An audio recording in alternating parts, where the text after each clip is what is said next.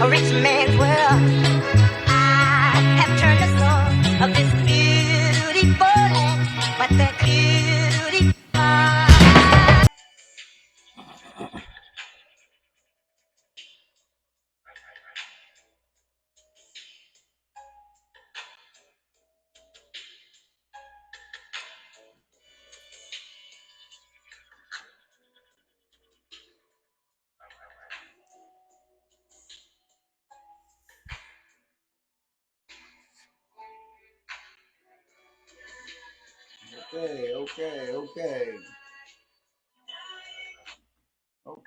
Okay. Welcome to the We Us and Our Show. I'm your host, Michael Phelps from the We Us and Our Group.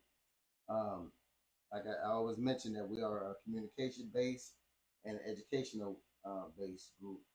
Um, we try to bring awareness to our communities from an educational and historical, psychological standpoint. Um, I'm your host, Michael Phelps again. I'll let the queens introduce themselves. Marion Bailey. Okay.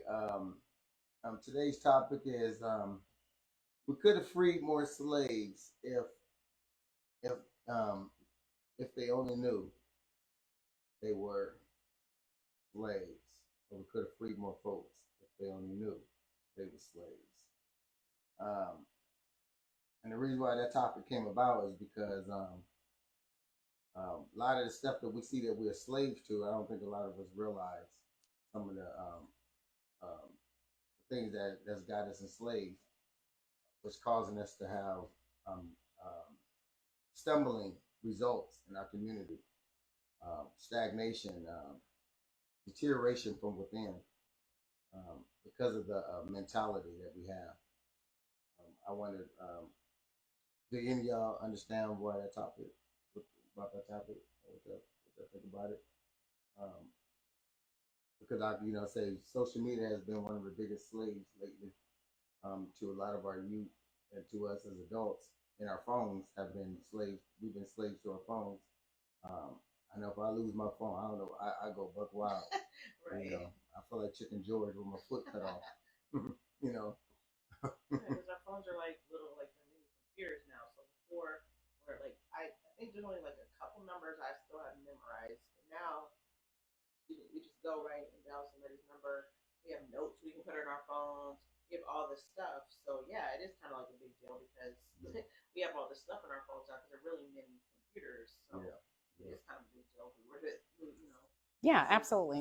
My grandmother, her rest in peace, but her phone number still remains the same. Like, we kept that number in our family because everyone remembers that number. It's a landline. And I mean, shoot, I was at someone's house the other day and I hadn't seen a phone with a cord in many, many years, but it was on the wall in their kitchen. You know what I mean? And so it's like, dang, like it's insane how we've gone to this digital age. And when you think about the kids, I mean, everything is at their fingertips. So, speaking of my teenagers, I wouldn't think that they would be able to go and know the Dewey Decimal System. You know what I mean? Like something as simple as that, going to the library, looking up a book because they have all their books right in their phone. Everything is right there. Yeah. Yeah. Yeah, and within the mentality, um, we have got disconnected from one another, and we are emotionless towards each other's feelings, and we're slaves to likes and hearts and stuff like that nowadays. If you make a comment or make a post, every day you checking to see how many likes and how many love you got, the heart you got on there, and you become a slave to that. And a lot of people don't realize that that's a mental slavery. That is a type of slavery. Then like there's all these so-called rules. So I saw this a couple times. I kind of giggled. It said now with Facebook has really changed from when it first started. So now like you don't interact as much. You won't see people's posts. Like they'll come up days and days and days later. And now like if you don't interact constantly, you might not even see someone who's your friend's post. The algorithm's so crazy. But now there's like even even liking something or hearting it, all that stuff brings like it's so great. It brings it up the to where your posts get seen. Like there's all this stuff you have to keep up with, especially if you're doing business on there. A lot of people do, and I have done like, how come nobody's seen? And I've looked in these little business groups and they explain it's like it's so much to keep up with. Like, I don't even have time to keep up with this, but if you don't, if you're trying to sell something on there, whatever, that makes sense because like they keep changing it over and over and over, and you really have to do a whole lot of interaction. Which before you could interact and still get some, Right. and now you could barely get. No, you need to post at least 3 times a day, at least. You know. Yeah, it is. It's, and I get it. Technology, like the world has evolved, and it's not going anywhere. So it's gonna probably even get more. But like you said, being a slave to it, like you just want to see what's going on and all that kind of stuff. I mean, I caught myself doing it, like, okay, I've been on here. I need to take mental breaks. So sometimes it's overwhelming, especially if there's a lot of stuff going on. Facts. Because I'm on there for different There's a lot reasons. of negative. Yeah, there's a lot of. I've noticed that there's a whole lot of negative stuff. I will have to pull away because that affects me, and I don't want to see like constant negativity, people arguing, fussing, and fighting, and all the negative. But I do try to. But there also is an education. I've learned a lot about marketing, a lot of stuff on Facebook as well. So it's kind of like what you entertain and what you what you look for when you are on there. So I think you have to kind of be intentional when you are on there and stuff. So even slaves have a direction they want to go. Even if it's back to the plantation, at least they have a direction. You know what I mean? And if they want to get away from the plantation, they have to have a direction through wooded areas and all that, swamps and stuff to reach a destination. It seems like we're scared to go through the swamp because imagine how going there in the dark at night, running through the woods, going through the swamp, trying to hide from the catchers. And so as we today, we trying to run and hide from being who we really are. We trying to be something else on Facebook because we're slaves to trying to be something that we're not. That is a good analogy. It really was. Yeah. Like in how you talk about the slaves hiding, like we can't. How we're like like you mentioned your teenagers or even you can't imagine. They can't imagine certain things. Like we can't imagine what it's like running through fields trying to get away. Absolutely not, because we didn't grow up in that time. So it's kind of like, dang, like that sounds. We read about that and we might feel some kind of way and stuff, but we don't know what that's like. Right. We didn't have to grow up with that. Real life application. Yeah. Especially in the swamps, you got water moccasins, you got alligators, you got a lot of all types of bugs, insects, right? The elements. They didn't even have time to be scared. Like they were just trying to get away. Your fear led you to not care, right? And the risk was greater. It was faith. So, that's just things that we don't realize. When you're ready for freedom, you will embark on the most treacherous terrains to get away. It seems like we scared to embark on we got too many fears why we can't get away from social media, fast from social media sometimes, why we can't fast from negativity, why we can't fast from the likes, the hearts, or even the blatant disrespect. Some people get on there just to look for disrespect. Yeah, like that. Start the fight. Now, I've noticed that I do scroll past a lot, and I see that just because I'm not. That's not me. I don't really for that. But you see it so much, and like the joking and all the positive stuff, I do like. When people share valuable information, stuff like that about stuff in the community, because that is a good way to get word out. Yeah. And this one's kind of sad, but when people are sharing like that man in our community that's still missing, sharing like stuff like that when someone's missing and getting someone found and those types of things. There are, so it's not all negative. Sure. But you're right. Sometimes you do really have to kind of like sort through what you're gonna be involved in. Like every time there's foolery, it's to go and involve yourself in it or whatever. It's like we're all naturally nosy. So if you see something, we're gonna look. If people argue, we're gonna go and read the comments and all that. I feel like that's normal, right? But do we have to engage in it and jump in and put our 2 cents in the middle of something that we don't really that doesn't involve us? No. Or sometimes like, okay, I've seen enough. Like, keep it moving. It's too crazy. And negativity and positivity goes hand in hand. Yeah. So you a little negative ain't too bad. It's just too much consuming of too much negativity. Yeah, no, I agree. And I believe that even too much positive is not as good. It's not healthy either. Because you need to have that balance. Because especially with children today, they need to understand when there's always going to be a negative. There's always going to be some negativity out there, and there's always going to be some positive, and that will give them an understanding to being able to decipher where how to apply both sets in their life. Because those are assets. Negative and positive are assets to it. Definitely. I mean, I don't know if there can be too much positivity because we have so much negativity in the world. But they definitely need to be aware that everything's not all. I get what you're saying, all road, because there's definitely negative things in the world. We see it every day in the world, so we definitely know that.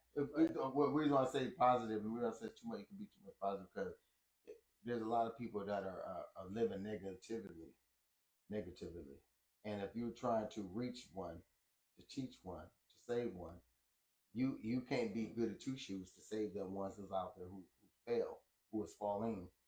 They have to see that you went through something as well. That's what makes you But relatable. you have to have the light, though. I mean, it's not too much. I agree. There can't be too much positivity, and especially when, as you were saying, people that are negative and living in darkness, then here someone positive comes to show the light. You have to be able to see the light. That's why they're able to get up and make it another day, to get up and do, people that are depressed and that are going through something, one simple task, if you complete that, that's an achievement. That is a bonus, and that should be applauded, regardless if it's just getting up out of your bed and taking a shower, getting up out of your bed and brushing your teeth. And that is something that is positive, and we have to look at it. It's not, I don't think there's a such thing as too much positivity. I don't want to be sugarcoating anything in life to my children, but I don't think. Let me break down positivity. You know what I mean? I was watching I was reading an article.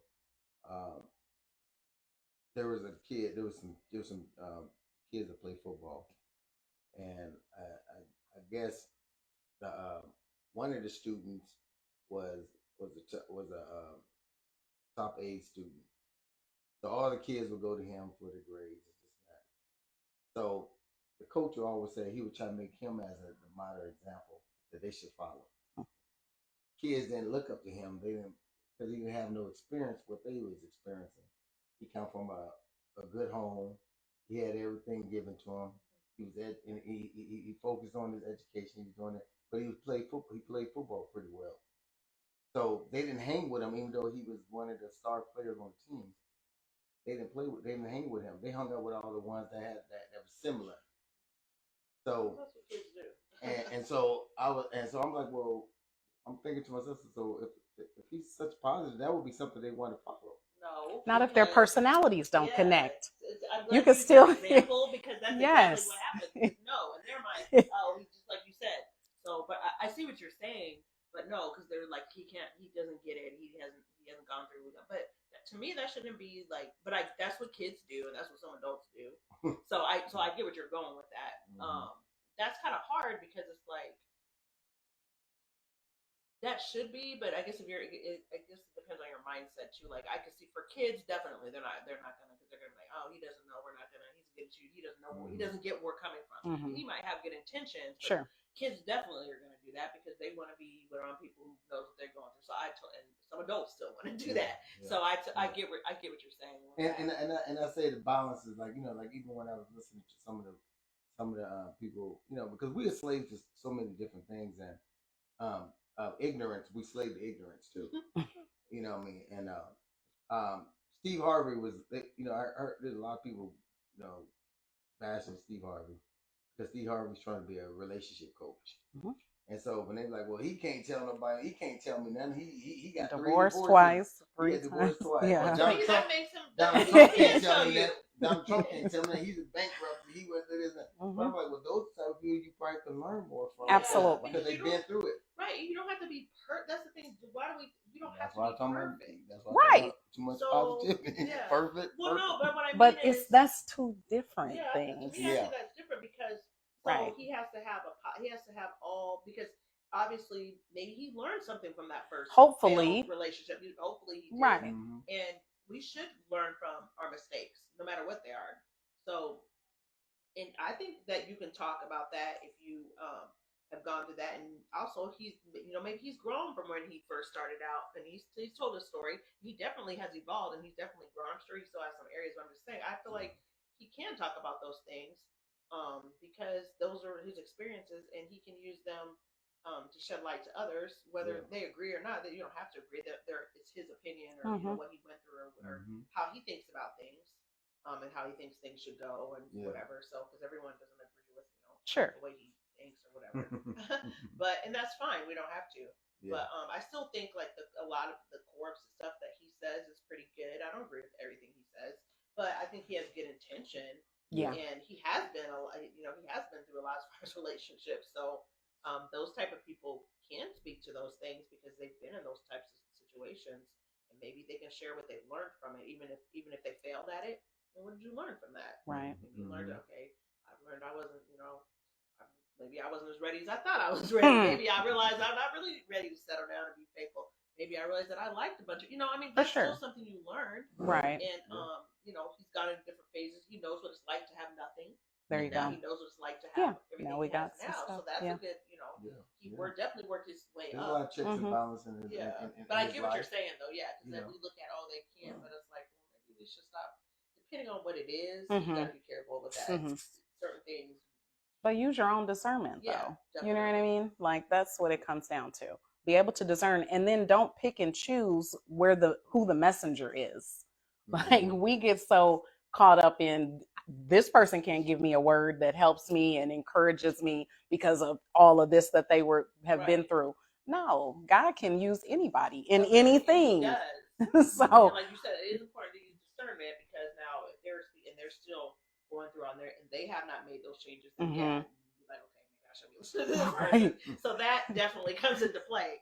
But yeah, we can use our experiences, and especially if we've grown from it and we've learned something. But if we haven't, then no, I feel like we shouldn't. If we haven't, then we definitely shouldn't be advising. So wise counsel. Wise counsel. Be very careful right.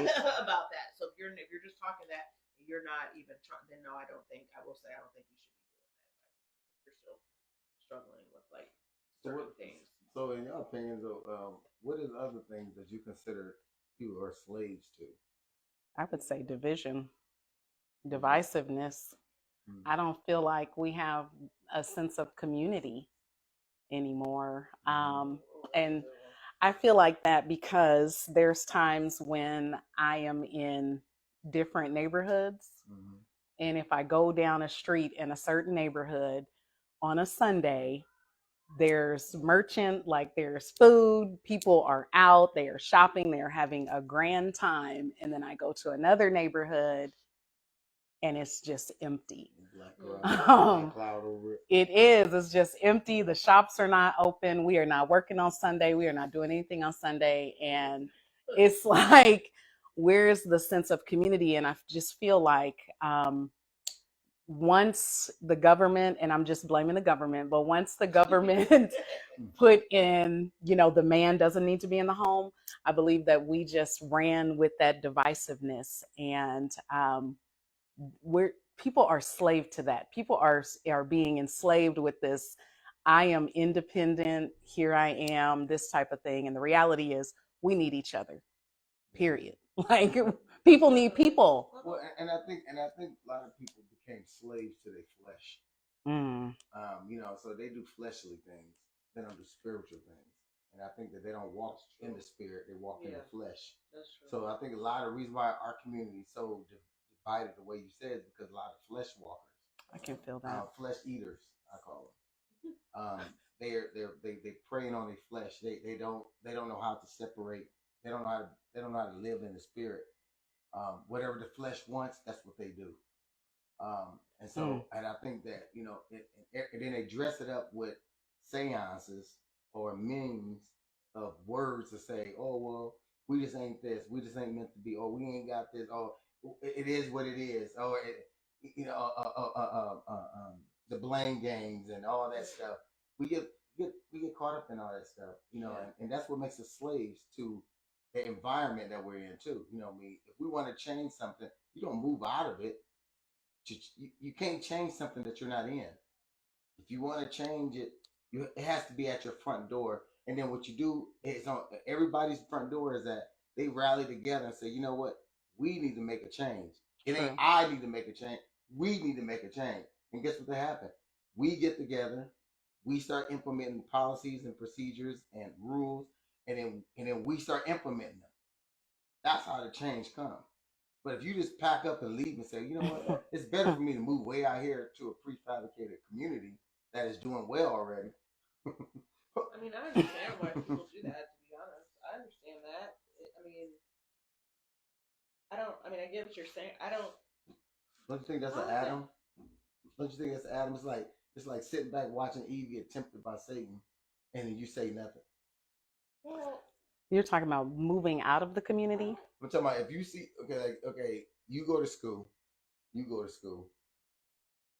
or let's say you went to school, you went to college, you graduated from college, you end up getting drafted to NBA or NBA, MWA, whatever, women's league. WNBA, right? Holland. So you start making money. You making millions of dollars playing. You making $1 million for your education. Mm-hmm. Okay, and you know you come from a community that has nothing. Okay. So then you move out away from your hometown because you don't want to deal with the environment, but you can talk about it while you're out here. But you'll brag about it on national TV, brag about how the environment. I come from this hood. I come from this neighborhood. But then you don't want to put nothing back in it to help it. No. But the majority of them do give back. Yeah, but that money don't go. It don't go into the community. They start a foundation, and those foundations do not go to the core. It's ciphered. They give out book bags and turkeys. Honestly, sometimes you have to make that move, especially if it's a safety thing. I don't think there's anything wrong with that. But I will say, I don't think you should forget where you came from either. Facts. So, if you choose not to necessarily live in that community anymore, depending on the situation or whatever, because that is what a lot of people do. And I don't think there's nothing wrong with leveling up, but just don't forget where you came from. Like you said, give back. I think you definitely should give back to the community. Well, so what do you consider giving back? Because whatever they think they need, like whatever time. The needs, it can be you time. It can be Well, because most of these communities, most of them, only reason why they start these foundations is because of tax write-off. Sure. And they can hide money. But you can write off everything. Yeah. But it's not benefiting the community. Why not? Well, it should be. Yeah, but if it's okay, like you give an example of a foundation. Okay. They said LeBron James got a big foundation. He's got a school. They say he got a school and all that. Right. But most some of the students aren't from the lower class. They're coming up, a little bit upper class, and they get, that money doesn't. I mean, it's a tuition to attend. It's not a public school. And so, but he said he was doing it for the urban kids. Okay. And so the urban kids ain't actually getting all that because that's how it's structured. Well, the example locally would be prep. Everyone can't get into there. Yes. Right? Mm-hmm. But you can apply and you can pay that tuition. But still, it's a application process. Okay, now Dr. Omar Johnson, he's doing the school, and he's actually working with communities and with what they saying ADHD kids. So he's making it a priority to go after the young to the urban to the So you want to see more stuff like that? I want to see more kids coming up here that can't afford. They might not be. They're smart. They're just not smart in books. They might be smart in hands on. Sure, but we used to have that. We used to have that trade school type of. You know what I mean? Like, and then that faded away. Yeah. So it's like I'm sure there are programs like that. I don't know of all of them or whatever. I'm sure there are. I mean, I do get what you're saying. I think that's important to do that. Mm-hmm. Now, if you're just doing that, I will bring up what you said. Just to have a foundation just to get a tax. No, I don't think that. But I understand. We all know that's the nature of the business. But if you still want to get back to your, just make sure that that's what you're doing as well. Mm-hmm. Yeah. Make sure that you're and that you have something set up. I know a lot of people who I just can't hear them. I can't think of them right now. I'm tired. But the reason why I'm asking that, reason why I'm saying it, because we have been slaves to for material wealth for a long time, and so as we look at our communities, and we don't see black banks, we don't see black grocery stores, we don't see black libraries, We don't see black law firms that is beneficial. Actually, there's a black library. Did you hear about that one that's opening in a bookstore, I believe? I'm talking about. Okay. But you have to come to. I mean, you know how much like It takes a lot. it takes a lot. It to do does. all that. And Yeah. there are hoops to jump through Yeah, just to have that type of I know, business. and that's but see, Right. the thing, okay, We're not going to make it easy for us. But you remember now. This is one of the things that we can say. I'm gonna show you where a slave. I'm gonna show you how we were slave. When people are slaves.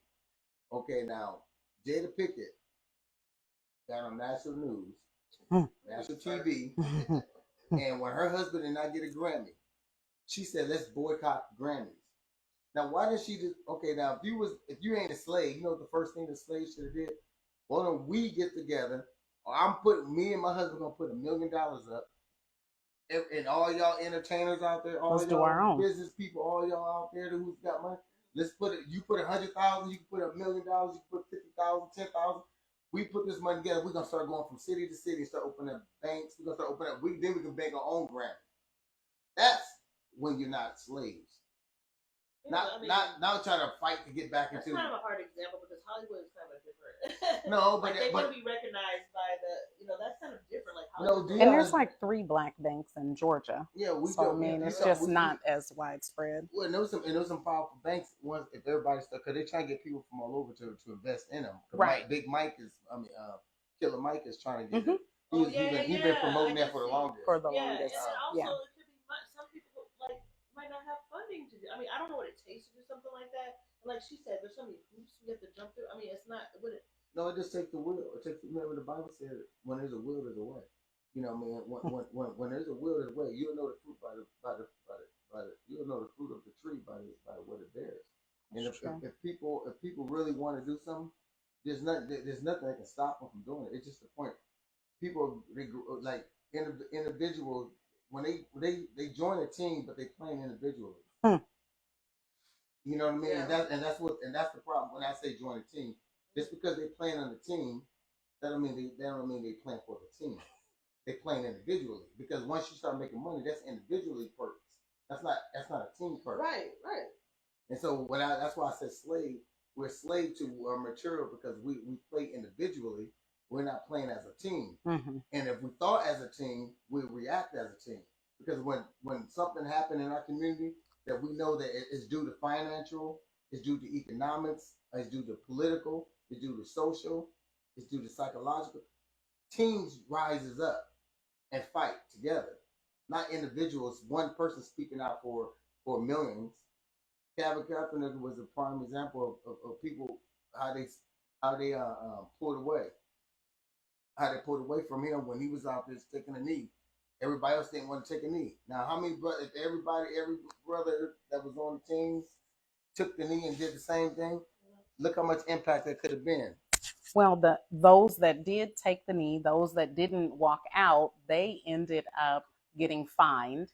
And this was this was an entire movement that happened. There was the owners. We went through that entire season of all of that, the back and forth of that, and then for Colin to submit the letter a couple of weeks ago to the Giants to say, please, the football is the love of my life, and I want a chance to be on the team. But literally, we kneeled with him. We didn't stand up. We are at youth events, not standing up. We are here for you. The, regular everyday person. There was players that were not even going out during the Star Spangled Banner. They were, sitting back, national anthem or whatever. But that is minute. I'm not trying to say it was. There's other people didn't join the fight, but there was a plethora of a lot of them that didn't join the fight that should have. I think if I know we're so divided because we got the haves and the have-nots. We got the educated and the non-educated. We got the poor, poor and the rich, and we got the mental stable and mental unstable. We got that in our community. So yes, and then we got slaves and non-slaves. We got fields and we got the house. I know that's what we're dealing with. And every time when one makes a stance to try to do that, what happens is we always got somebody who's opposing that because they want to be on that. A rich man's world.